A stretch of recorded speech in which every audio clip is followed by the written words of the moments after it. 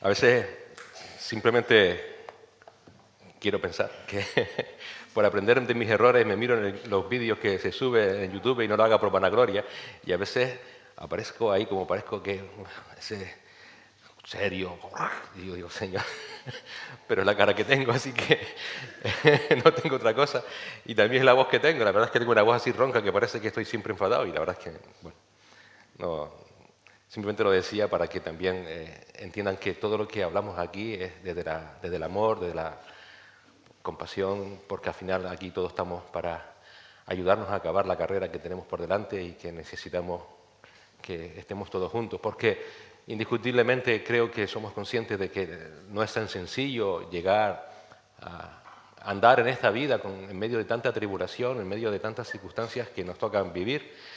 Pero bueno, aquí estamos, ¿verdad? Y por la misericordia del Señor, y que el Señor nos siga sosteniendo para seguir yendo hacia adelante, exaltando su nombre, glorificándole, y que más y más puedan llegar al conocimiento de la verdad en Cristo y sean salvos, porque al final ese es el propósito, exaltar a Cristo, porque no hay otro nombre en el que podamos ser salvos. Es que no hay otra cosa y necesitamos ser salvos, porque si tú te examinas y sabes, como decía el salmista, no hay otra cosa en nuestra vida que pecado, que rebelión, que orgullo, que vanagloria. Y eso nos afecta sobre todas las cosas a nosotros mismos. Nos crea en nosotros un corazón amargado, triste, y realmente vemos como muchas veces hasta el propio orgullo nos lleva a no querer reconocer ese pecado, ¿no? Y tenemos la gran esperanza en nuestro Señor Jesucristo. No hay otro nombre. Él tomó nuestro lugar en aquella cruz para derramar su sangre, porque sin derramamiento de sangre no hay perdón de pecado. Vivió una vida perfecta para que nosotros pudiéramos ser declarados justos. Así que si hoy estás aquí y aún no crees en Cristo como tu Señor y Salvador, clama, como aquel publicano que iba camino a Jerusalén: Señor, sé propicio a mi pecado. Y Él es fiel y justo, y te salvará. Los problemas van a seguir, las luchas van a seguir, pero ahora descansarás en el Señor, y eso es lo maravilloso de todo. Volvamos a la maravillosa carta del apóstol Pablo a los Efesios. Y ya saben que hace una semana comenzamos la sección práctica de esta carta, una sección práctica que comienza a partir del capítulo 4. Así que, de nuevo, volvamos al texto de hace una semana, en el capítulo 4 de Efesios, versículos del 1 al 6, y vamos a tener la lectura de esta porción de la palabra. Efesios 4, del 1 al 6. Dice así la palabra del Señor: Yo pues, prisionero del Señor, os ruego que viváis de una manera digna de la vocación con que habéis sido llamados, con toda humildad y mansedumbre, con paciencia, soportándoos unos a otros en amor, esforzándoos por preservar la unidad del Espíritu en el vínculo de la paz. Hay un solo cuerpo y un solo Espíritu, así como también vosotros fuisteis llamados en una misma esperanza de vuestra vocación. Un solo Señor, una sola fe, un solo bautismo, un solo Dios y Padre de todos, que está sobre todos, por todos y en todos. Esta mañana lo que queremos ver se va a centrar en el versículo 2, que es, digamos, la primera parte de las virtudes de ese alto llamado que tenemos como creyentes. Así que antes de empezar con la meditación de la palabra, vamos a pedir por parte del Señor su ayuda con una oración. Señor, gracias por poder abrir tu palabra una vez más, y ahora te suplicamos, Señor, por la ayuda de tu Espíritu Santo, que Él sea, Señor, que realmente lleve a cabo esta obra, Señor, a través, primeramente, de alguien incapaz, y también, Señor, en nuestros corazones, Padre, porque sin tu ayuda, sin tu dirección, no seríamos capaces de poder ni tan siquiera entender una coma de tu palabra. Así que llénanos de sabiduría, llénanos de entendimiento, y también, Señor, pon en nosotros un corazón obediente para no ser meramente oidores de tu palabra, sino por amor a Cristo, por amor a ti, Señor. También tener, Señor, una vida que te agrade conforme a tu palabra. Que tú, Señor, obres con poder en esta mañana también, salvando y exaltando tu nombre una vez más. En Cristo Jesús. Amén.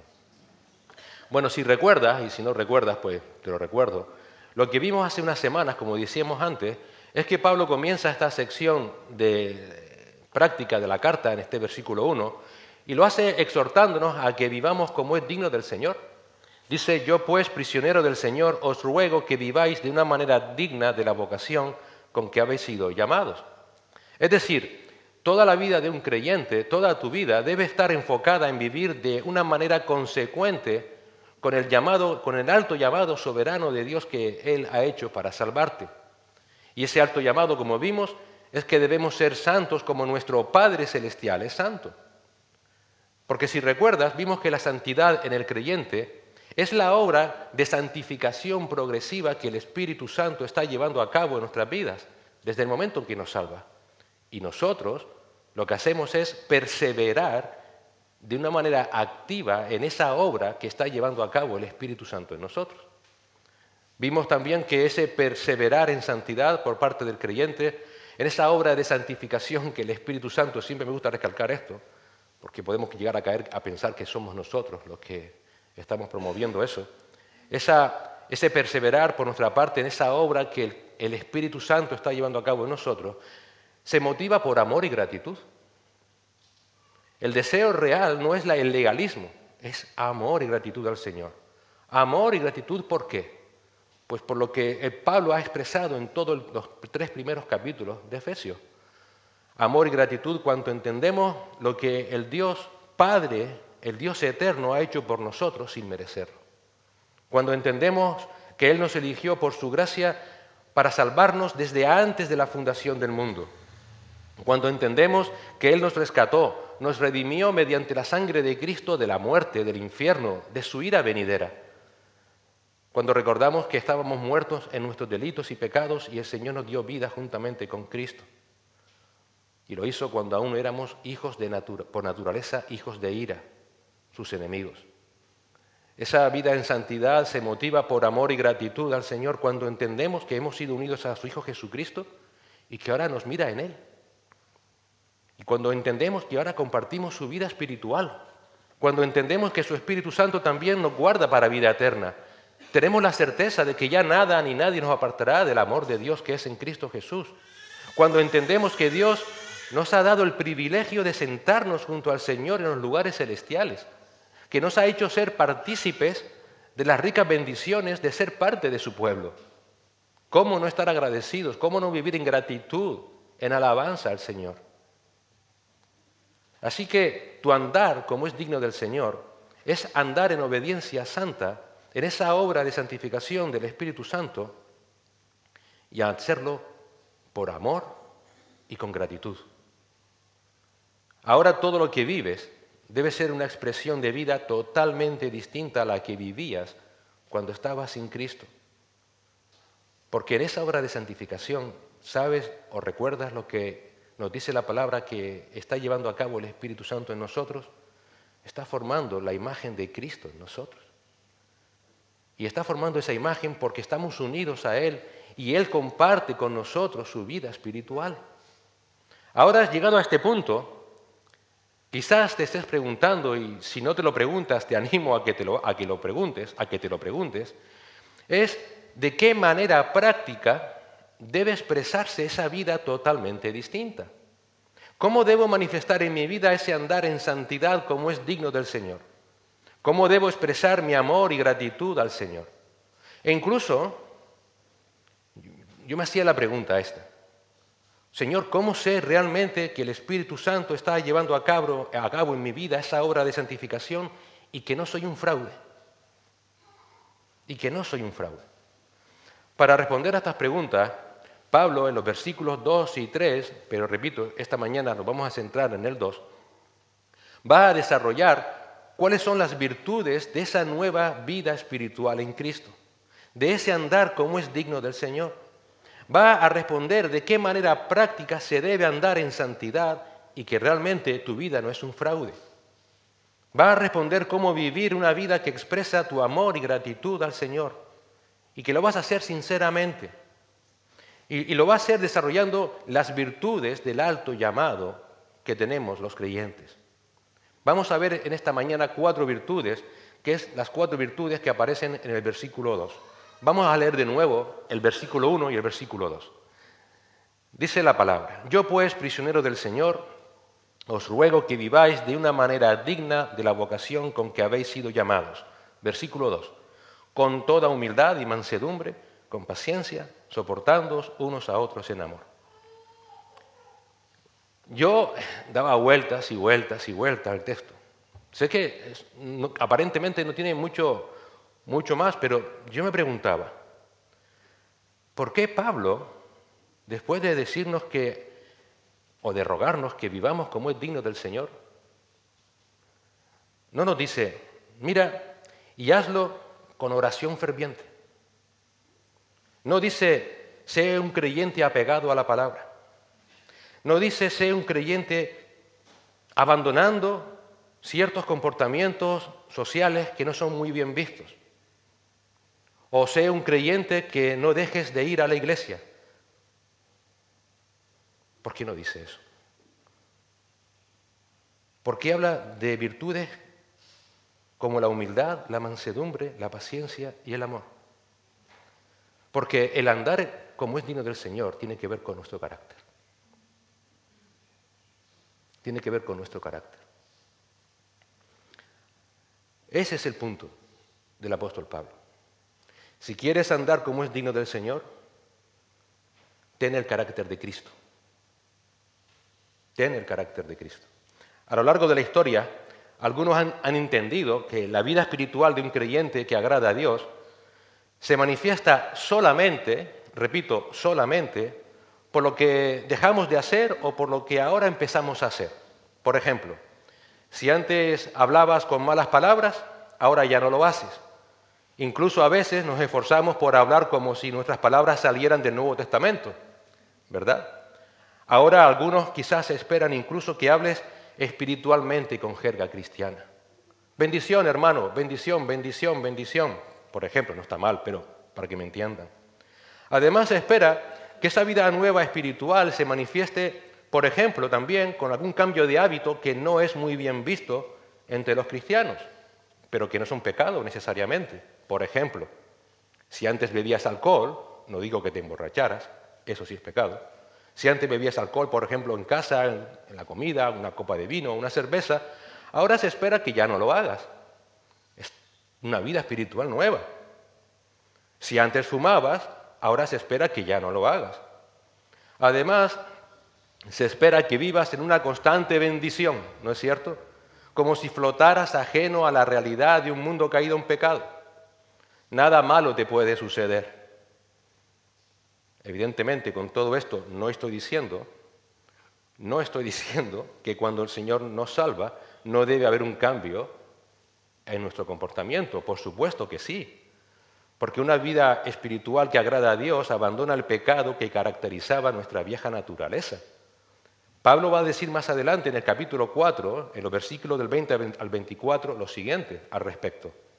Pero vosotros no habéis aprendido a Cristo de esta manera.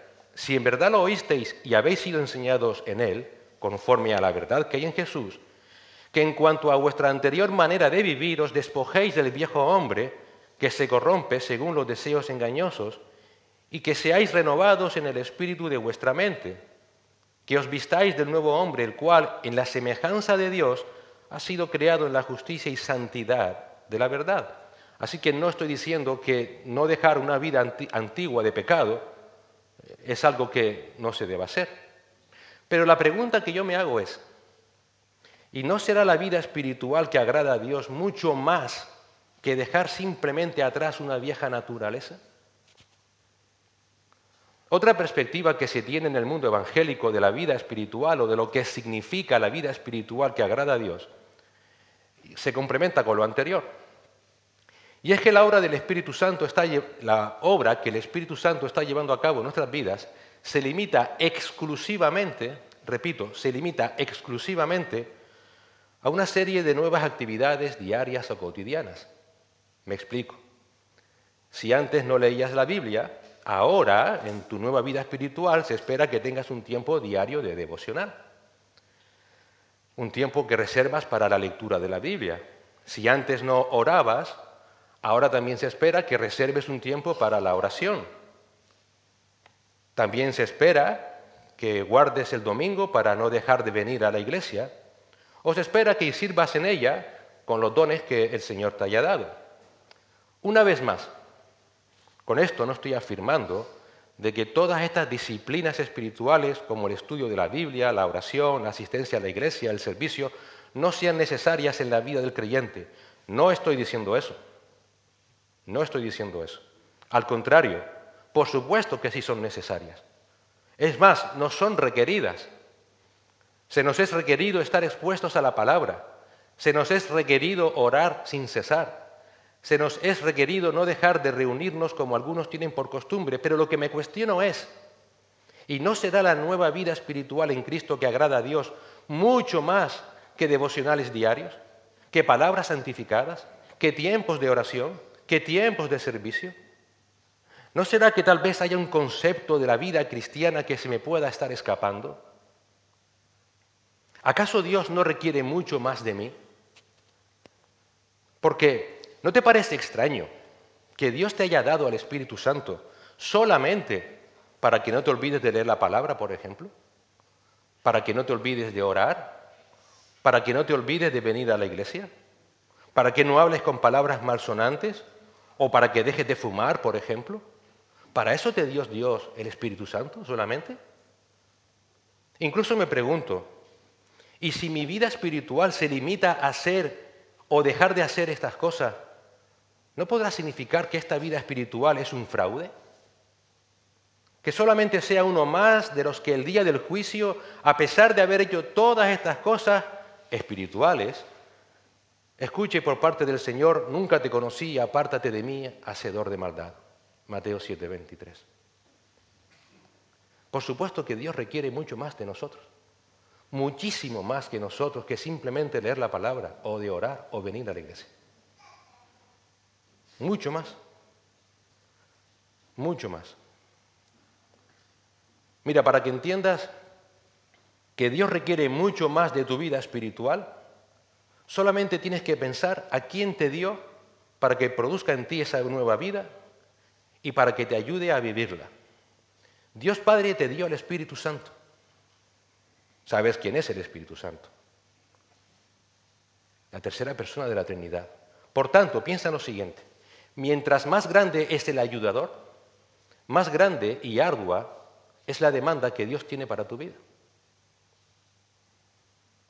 Que Dios te haya dado al Espíritu Santo como tu ayudador, repito, a la tercera persona de la Trinidad, el mismo quien con su poder resucitó a Cristo, es porque Dios requiere mucho más de ti que simplemente dejar algunos comportamientos o seguir unos nuevos. ¿Son necesarias esas disciplinas? Por supuesto que sí, pero son solamente los medios para alcanzar el fin del alto llamado que tenemos como cristianos, y ese fin es que seamos más como Cristo. Que seamos más como Cristo. El error de muchos creyentes es que han confundido los medios con el fin. Creen que por cumplir con los medios de una vida espiritual, abandonando el pecado, orando, leyendo la palabra, asistiendo a una iglesia, ya han alcanzado el fin de sus vidas como cristianos. Ya cumplí, ya estoy a bien con Dios, pero no es así. El fin de todos esos medios es que seas más como Cristo en obediencia y en carácter.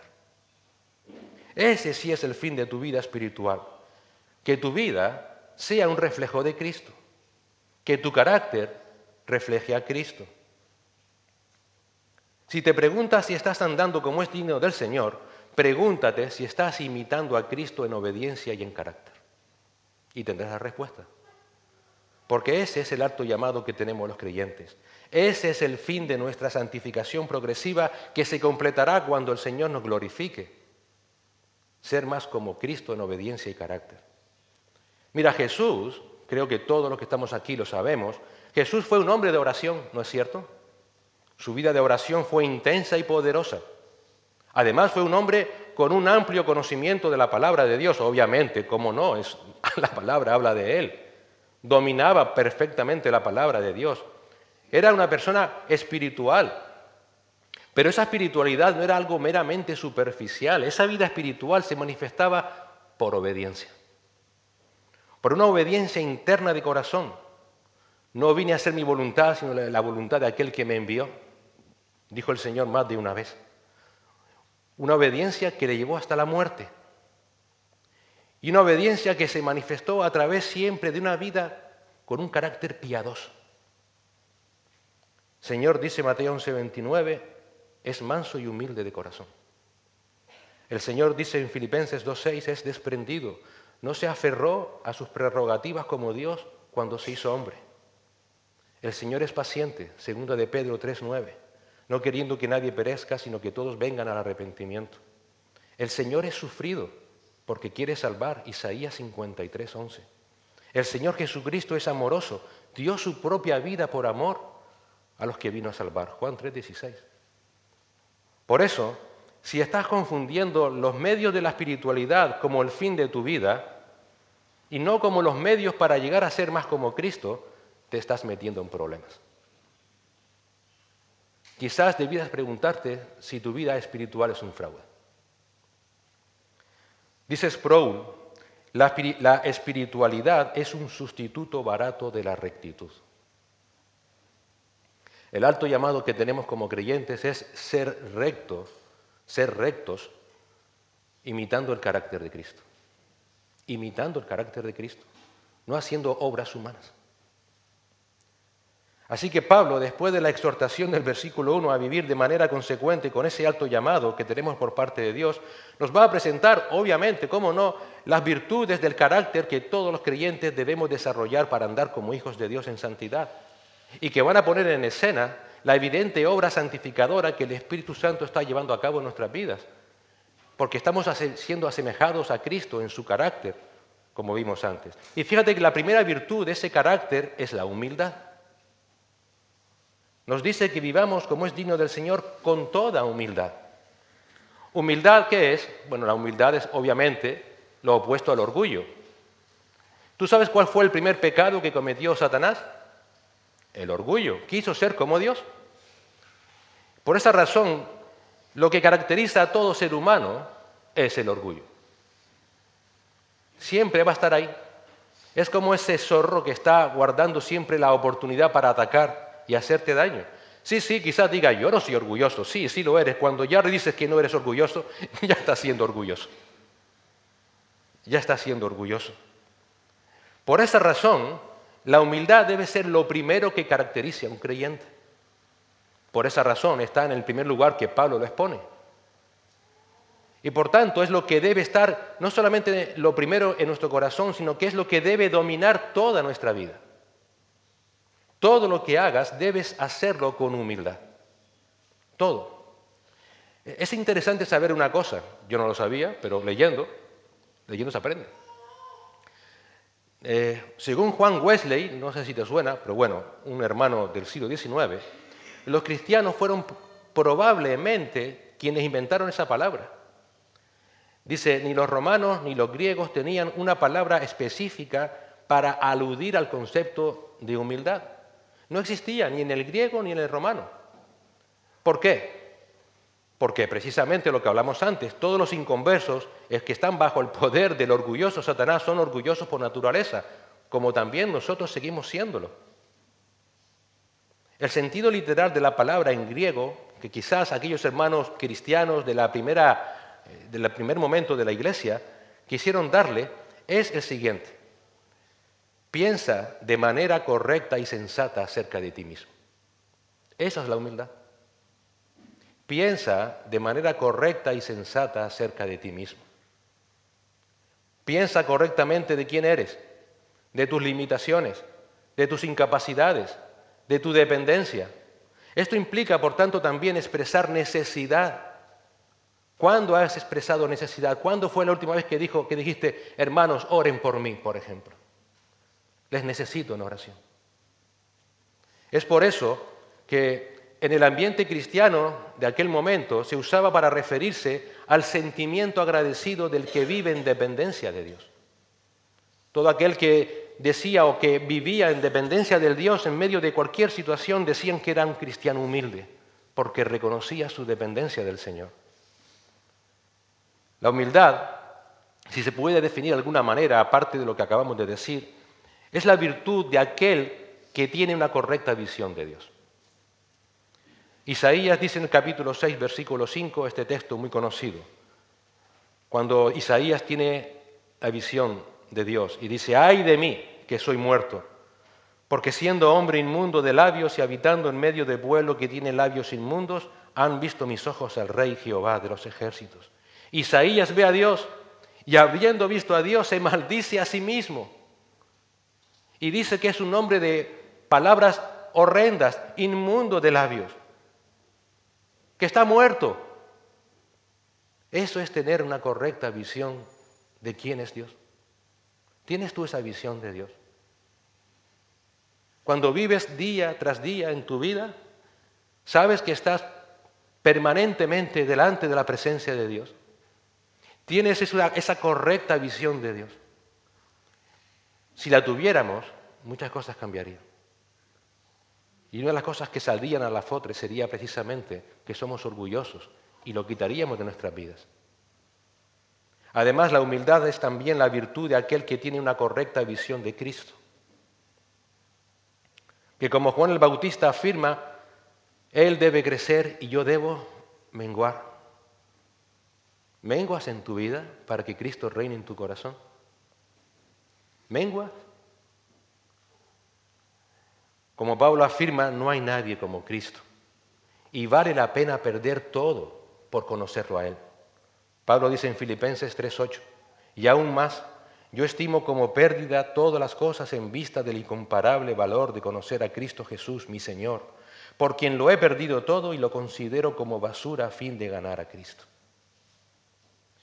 Y también la virtud de esta humildad, como dijimos antes, es tener una correcta visión de uno mismo.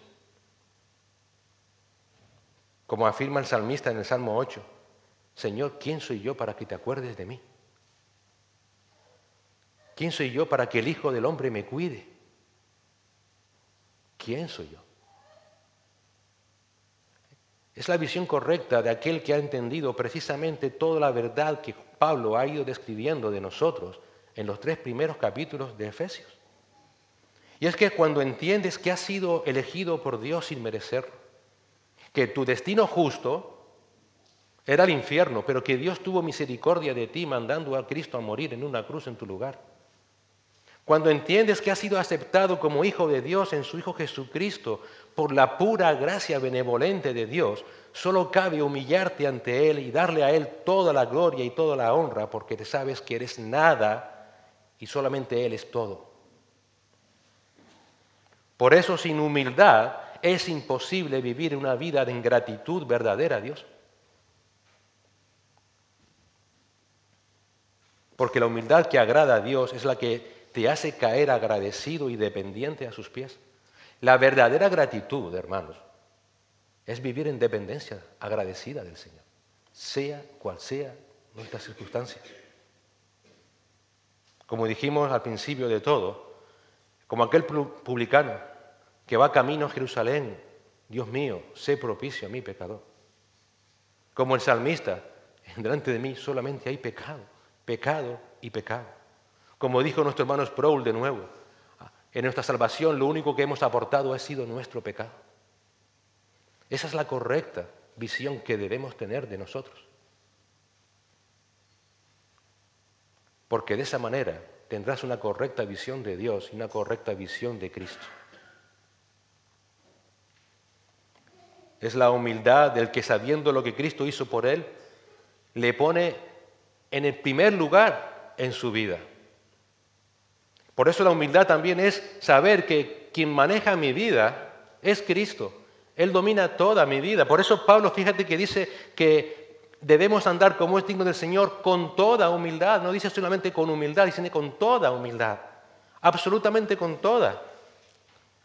Y es curioso porque la palabra humildad, como dije antes, que es una palabra que aparentemente inventaron o crearon mejor los cristianos de la época, no lleva en griego ningún adjetivo de cantidad. No sé si es adjetivo o un adverbio, yo no sé. Pero de cantidad no lleva, no se puede tener mucha humildad, poca humildad. O se tiene o no se tiene. Así que esta palabra que usa aquí el apóstol Pablo con toda humildad, lo que está diciendo simplemente es que la humildad es el todo en el creyente. Toda la vida del creyente está sujeta a Cristo. Es una vida que se caracteriza en todo por la dependencia humilde y agradecida a Dios y que vive en todo humildemente para Cristo. La humildad, como dijimos antes, por esa razón es la virtud fundamental de un cristiano. No podemos agradar a Dios si no dependemos humildemente en todo de Él. Primera de Pedro 5:5 dice el apóstol, vestíos de humildad. ¿Por qué? Porque Dios resiste a los soberbios y da gracia a los humildes. Vestíos. Toda tu vida tiene que estar cubierta de humildad. Pablo sabía de esa plenitud y por esa razón hemos leído o hemos estudiado en los capítulos anteriores cómo Pablo se define a sí mismo como un esclavo de Cristo, como un esclavo también de todos aquellos hermanos a los cuales él ministraba con el Evangelio. Él no miraba a sí mismo, sino que él vivía imitando a Cristo, al Señor, quien fue manso y humilde de corazón. Y es impactante que cuando no fue humilde, el Señor le humilló. Y lo hizo de manera radical. 2 Corintios 12:9. Y Él me ha dicho, te basta mi gracia, porque mi poder se perfecciona en la debilidad. Por tanto, muy gustosamente me gloriaré más bien en mis debilidades, para que el poder de Cristo muera en mí. Así que en la humildad, como dice el autor, en la humildad es donde comienza una vida que agrada a Dios. En la humildad es donde comienza un andar como es digno del Señor. ¿Por qué? Porque empezaremos a andar reconociendo nuestra debilidad y nuestra dependencia de Dios.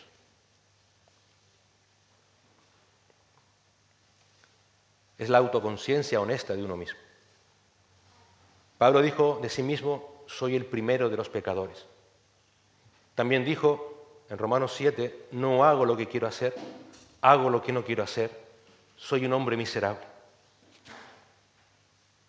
El andar digno de un creyente comienza cuando se humilla reconociendo de que es indigno. Si quieres andar como es digno del Señor, comienza humillándote ante el Señor. Reconoce que eres indigno y alaba su nombre por su gracia. Pero qué escurridiza es la humildad, ¿verdad? ¿No es cierto? Tan escurridiza que mientras yo hacía esto pensaba, ¡guau! Lo que acabo de descubrir. Y eso es orgullo. Eso es orgullo. Porque si te enfocas demasiado en ti para verla, vas a empezar a perderla. ¿Tú sabes cómo no vas a perder la humildad?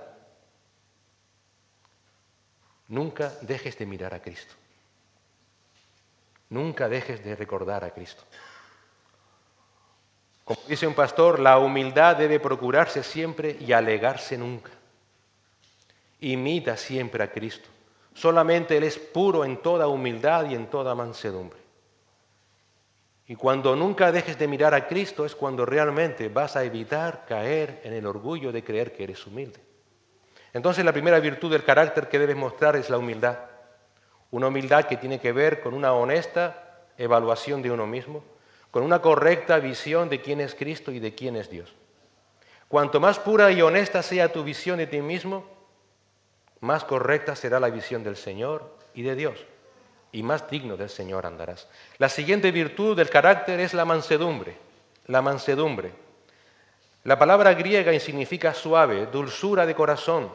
Implica un espíritu sin venganza, de que no se venga, que no busca, que no es amargo, sin ira hostil, sin afirmaciones airadas. En el griego secular se usaba para describir a personas que eran amistosas, agradables, apacibles. Pero en el contexto cristiano es una señal de ser bendecido por el Señor. El Señor dijo en Mateo 5:5, bienaventurados los mansos. ¿Por qué? Porque la mansedumbre es una de las marcas del fruto del Espíritu en tu vida. Gálatas 5:23. Y por esa razón también la mansedumbre tiene que ser la virtud de un hombre de Dios. Pablo dice en 1 Timoteo 6:11, mas tú, oh hombre de Dios, huye de estas cosas y sigue la justicia, la piedad, la fe, el amor, la paciencia, la mansedumbre. Debe ser la virtud del carácter que debemos mostrar cuando alguien se opone a nosotros. Segunda de Timoteo 2:25, que con mansedumbre corrija a los que se oponen, por si quizás Dios les conceda que se arrepientan para conocer la verdad. Es decir, es una virtud del carácter, que no se enoja, que no riñe con otros, y que si corrige, corrige con dulzura, corrige con amor, sin amargura, sin ira. Por eso es lo opuesto a la autoafirmación, al orgullo. Además, por este comportamiento amable, es una palabra que sugiere que la persona que es mansa tiene sus emociones bajo control. Esto no sugiere debilidad, por supuesto. Pero como dice un autor, la mansedumbre o la persona mansa es una persona que está controlada por Dios, que se enoja en el momento correcto, pero nunca en el tiempo equivocado. Por ejemplo, tenemos a Moisés. Moisés es descrito en Números 12:3 como el hombre más manso entre los hombres. Sin embargo, cuando Israel pecó en Éxodo 32, se enojó. O el mismo Señor Jesucristo, como hemos dicho anteriormente, manso y humilde de corazón. Sin embargo, cuando vio a aquellos judíos que usaban el templo como un lugar de cueva de ladrones, como el Señor definió, se enojó, hizo un látigo y los expulsó de allí. O sea que la mansedumbre no necesariamente es debilidad. Pero si se enoja en el momento adecuado. Y se enoja cuando el nombre de Dios es vituperado. Eso no pasa en nosotros. Muchas veces nos enojamos cuando nuestro nombre es vituperado. Ahí está tocando nuestro orgullo. Pero precisamente si el Señor te está trabajando en ti y eres humilde, te da igual lo que la gente diga de ti. Pero no vas a tolerar que la gente hable mal del Señor Jesucristo.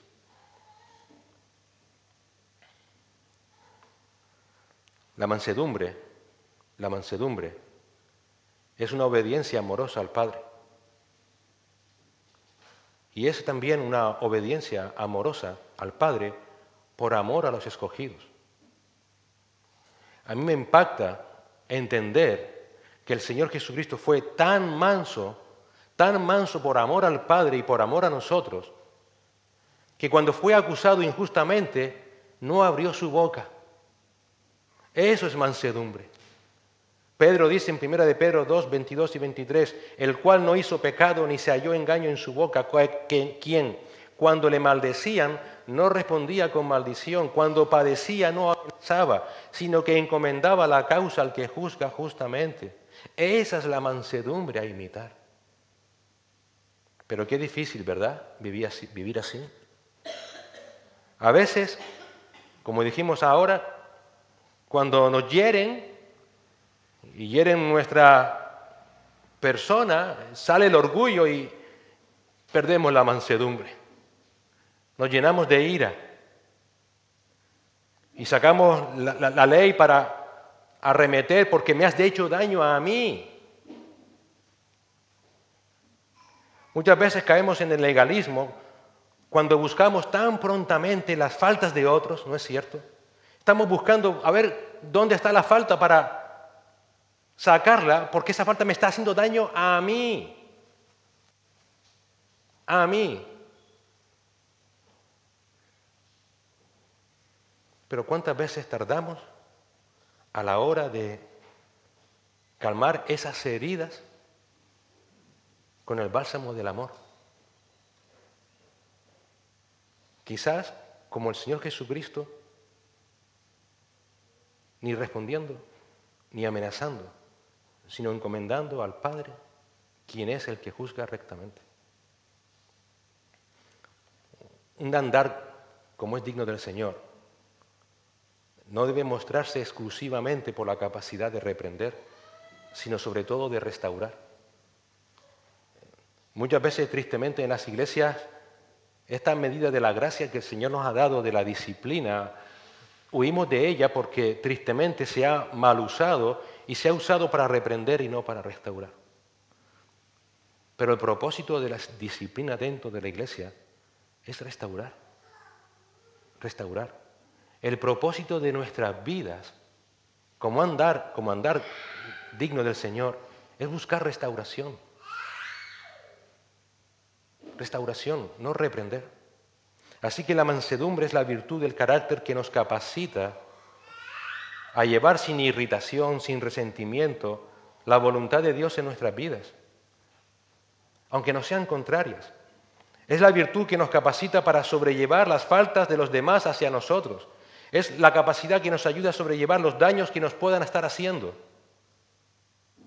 Es la virtud que nos hace vivir de manera pacífica y pacificadora, a pesar de que muchas veces nos abofeteen por todas partes. Y mostremos afecto, cordialidad y bondad para con todos, porque al final lo importante no soy yo, es Cristo, como dijimos antes de la humildad. Por eso la mansedumbre va unido a la humildad. No soy yo. No soy yo. Una vez le preguntaron al pastor MacArthur por qué él no rebatía todas las acusaciones que él recibe en redes o incluso a nivel personal. Dice, porque yo no soy importante. Es Cristo. ¿Qué más da que yo me defienda? Si el Señor quiere defenderme, ya lo hará Él. Yo tengo que predicar a Cristo. Tengo que mostrar el carácter pacífico, amable, cordial y bondadoso de Cristo. Eso es lo que yo debo hacer. Pablo le dice a Tito que los creyentes de Creta actúen de la siguiente manera. Tito 3:2. Que a nadie difamen, que no sean pendecieros, sino amables, mostrando toda mansedumbre para con todos los hombres. Y Santiago afirma que la verdadera sabiduría celestial se manifiesta en la mansedumbre. En nuestras versiones, en Santiago se traduce como amabilidad, pero la sabiduría que es de lo alto es primeramente pura, después pacífica, amable, mansa, benigna, llena de misericordia y de buenos frutos, sin incertidumbre ni hipocresía. Esa es la mansedumbre de aquel que está andando como es digno del Señor. La tercera virtud es la paciencia. La palabra macrotumía es una palabra muy común en todo el Nuevo Testamento. Una vez le preguntaron a un teólogo, ¿qué es la paciencia? A lo cual respondió, no se puede explicar. La sabrás cuando desesperado tengas que esperar. Y es cierto. La paciencia es una experiencia personal.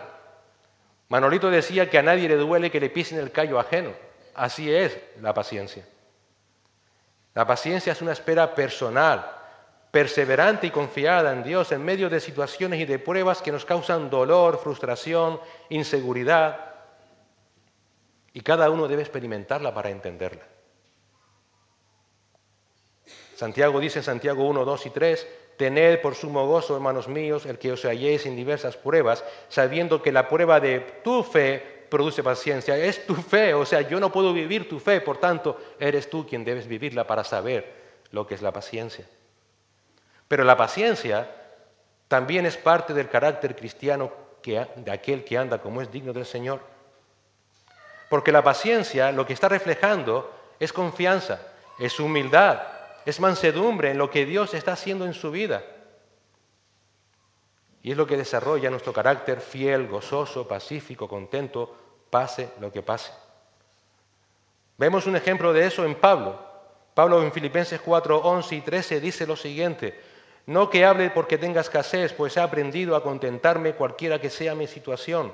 Sé vivir en pobreza y sé vivir en prosperidad. En todo y por todo he aprendido el secreto tanto de estar saciado como de tener hambre, de tener abundancia como de sufrir necesidad. Todo lo puedo en Cristo que me fortalece.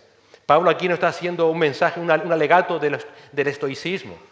No, está mostrando que es un hombre paciente, que descansa en Dios porque en Cristo todo lo puede que le fortalece.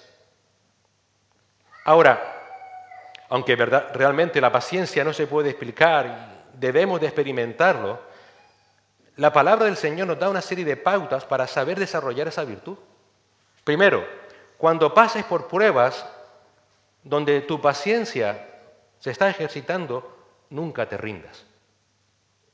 Nunca te rindas. Porque la paciencia es la actitud de aquel que nunca se rinde, aún en las circunstancias más negativas.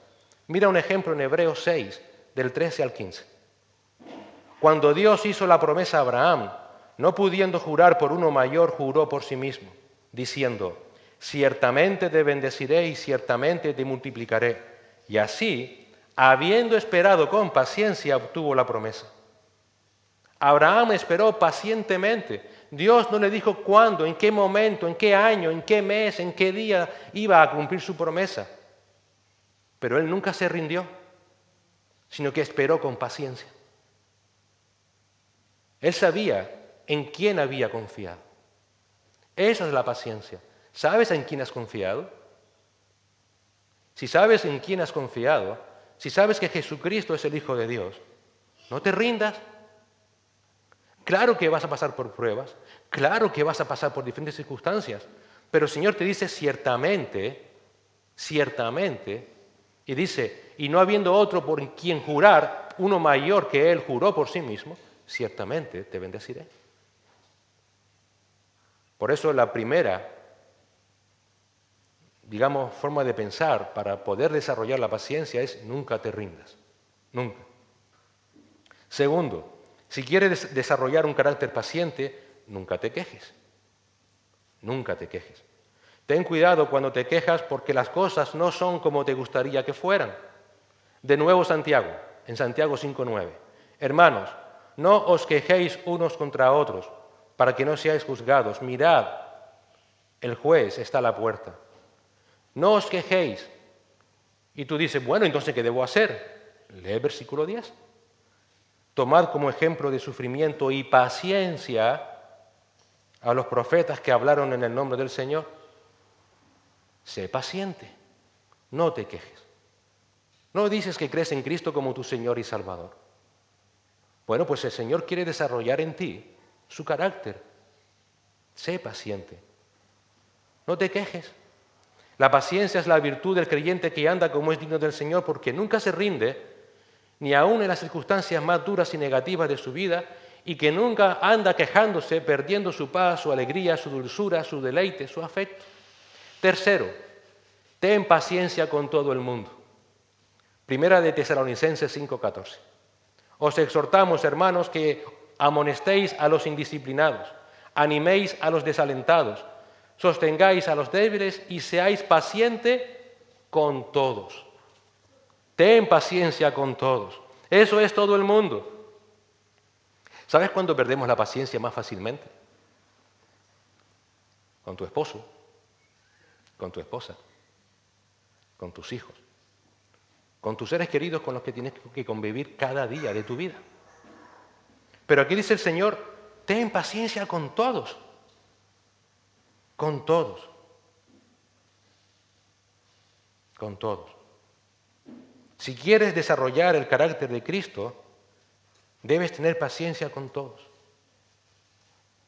¿Tú sabes con quién Cristo demuestra más paciencia que con nadie? Contigo. Contigo. Porque Él está unido a ti. Eres parte de su cuerpo. Eres su iglesia. Cuando Pedro afirma de que el Señor no retarda su promesa, sino que es paciente porque no quiere que nadie perezca, está hablando de precisamente todos aquellos a los cuales Él eligió desde antes de la fundación del mundo y que aún debe de salvar. Por esa razón, dice, Él soporta tal contradicción de pecadores contra sí mismo. Debes tener paciencia con todos. Y cuarto, nunca la pierdas. Nunca la pierdas. Aun cuando no veas en esta vida el resultado de tu paciencia.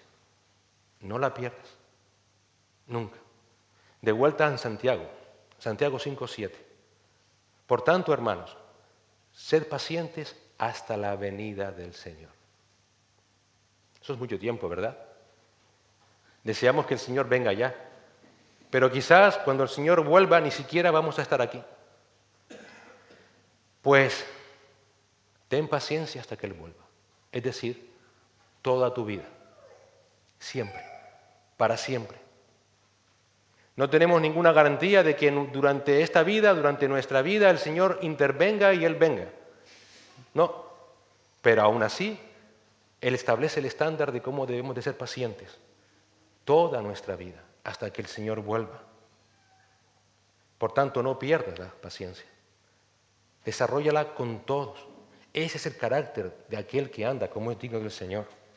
Hemos visto que andar como es santo, consecuente con el llamado del llamado de Dios, debe mostrarse por medio del carácter con toda humildad, es decir, con una correcta visión de Dios, de Cristo y de uno mismo, con mansedumbre, es decir, con un corazón que está dominado por Dios, con paciencia, es decir, con la confianza en Dios que nunca se rinde, que no se queja, que se muestra a todo el mundo y que no se debe perder. Y por último, en este versículo 2, la cuarta virtud es soportándoos unos a otros en amor. Es interesante saber en esta virtud que, por un lado, nuestro camino los unos con los otros no va a ser un camino de rosa. Si alguna vez pensaste, voy a la iglesia que es donde mejor me siento, se intenta. Pero si Pablo dice que debemos de soportarnos, es porque no va a ser fácil. No va a ser fácil. Pero aún así deberemos hacerlo. La palabra soportar no significa sufrir, no significa tolerar, sino ser benignos, comprensivos los unos con los otros, precisamente a la luz de todo lo que hemos visto hasta ahora. Si sabes realmente de que no mereces nada, ¿por qué exiges al que tienes a tu lado? Sopórtalo con amor. ¿Eres tú perfecto? ¿Verdad que no? ¿Verdad que tu pecado siempre está a la puerta? Pues igual pasa con tu hermano, sopórtalo. ¿Tú acaso no tienes luchas en tu vida? Soporta al hermano que está pasando por luchas en su vida. Esa es la idea. Debemos soportarnos y debemos hacerlo mostrando un carácter amoroso. Lo debemos de hacer en amor, porque a veces nos soportamos con indiferencia, como si no existiera aquel que nos haga daño. No. Tiene que ser un soportar activo, predispuesto, que parta de nosotros. Debemos de hacerlo con amor. Es decir, vale, me hiciste daño, te pongo una cruz, no quiero saber nada más de ti. No, voy a ti. Esto manifiesta el carácter de Cristo. ¿Acaso tú te has acercado a Cristo para ser salvo?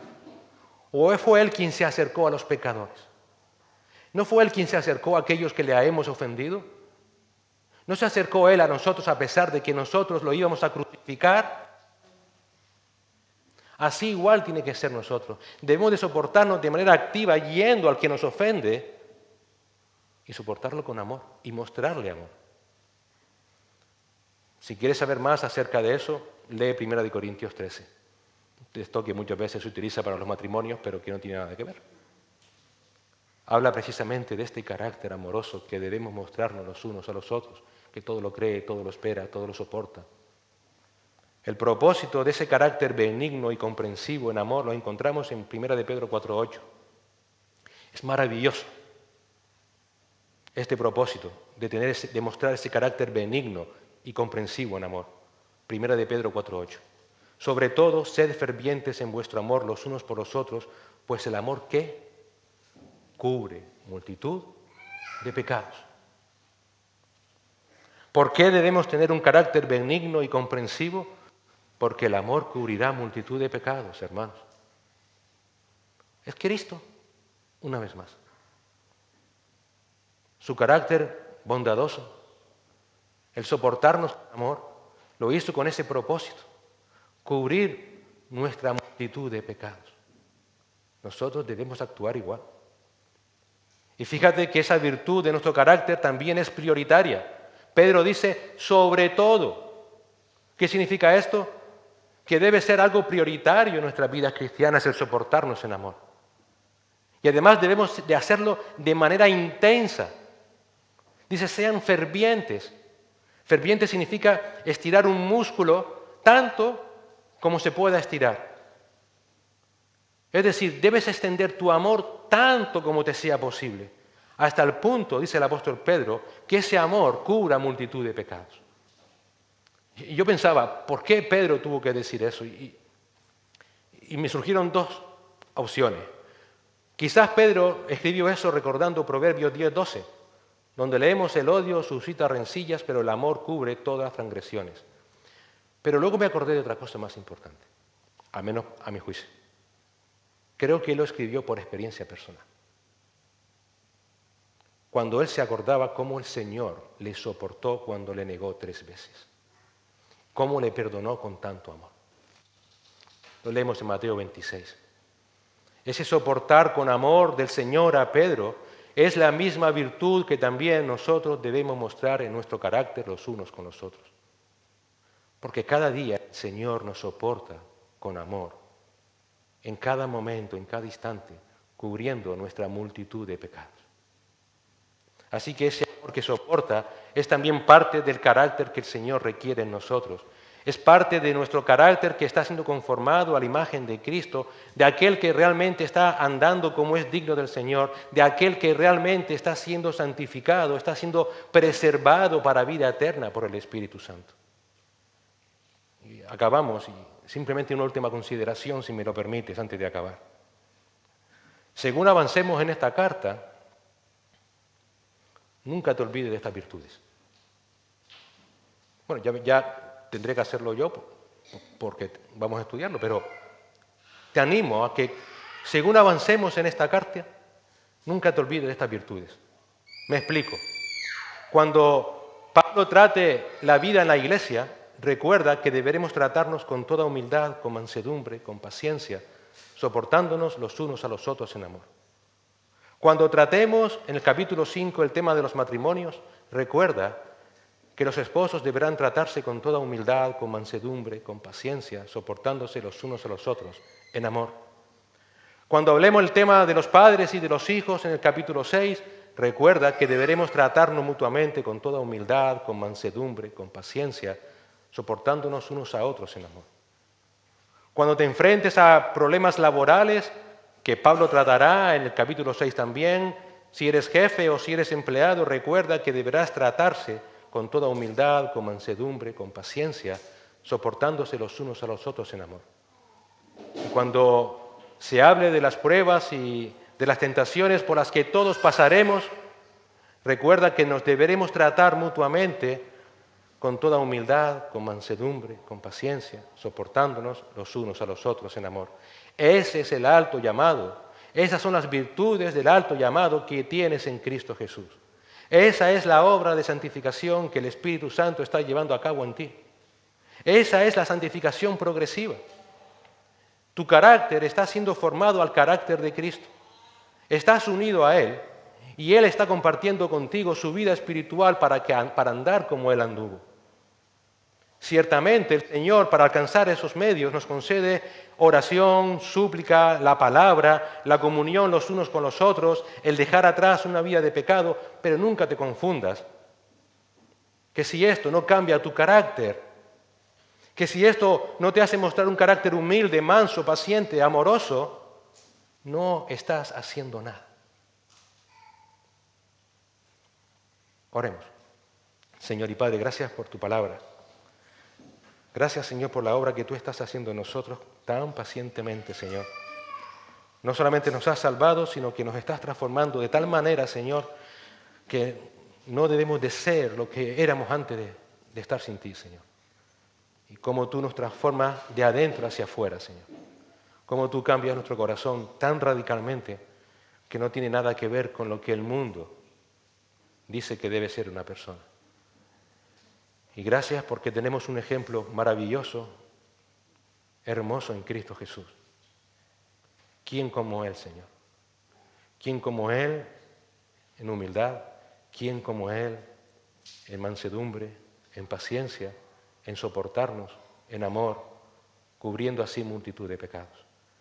Señor, gracias por querer tú desear en nosotros que formemos ese carácter. Ayúdanos, Señor.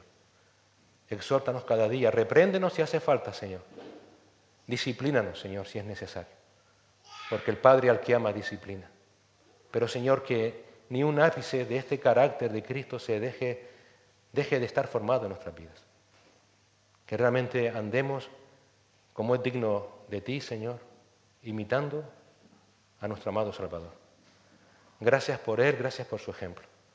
Ayúdenos a exaltarle, a alabarle en nuestras vidas, Señor, porque esto es lo que a ti te agrada. No son sacrificios, son un corazón contrito y entregado a ti. En Cristo Jesús. Amén, Señor.